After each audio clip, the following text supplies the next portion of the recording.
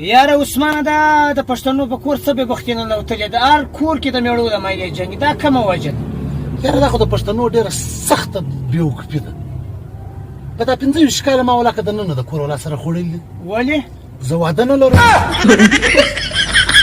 شبیچا باز کلندر او لال میری لال میری واره په ډېر نه ده بوج یو څل شل په باندې گاډي اخیسته د کچشتي د زړه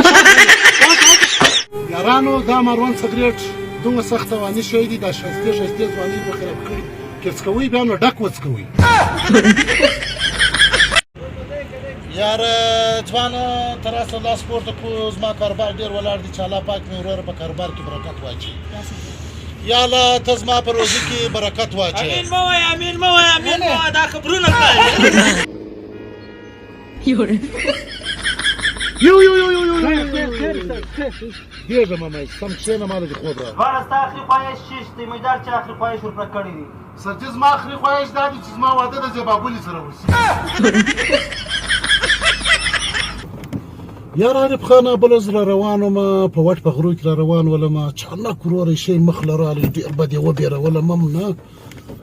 وروره مال اوس نو څه په وایې که څه چمپکۍ د رنډۍ د زوی نیمه شپه وه که دا وچ ما او تا روانې ده د یوه نیمه بجه ده نه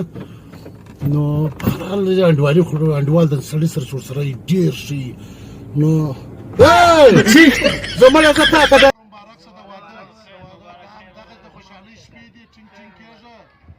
السلام علیکم زم کم یو دی مبارک سنا وینر حساب راک عثمان څه شي نه کړي یو چا نه کړی راکړه ولې د ورځې خو ستا غپلار بل اجوي کیته خو لازوی مړه څه چا خو نه د دې چنه کې یار نن می ووکه حساب نمبر استاد ما خلاص سبحان الله سره تو کال څه وته ما خراب اوس ما خلاص سره ما دا اوس وګوره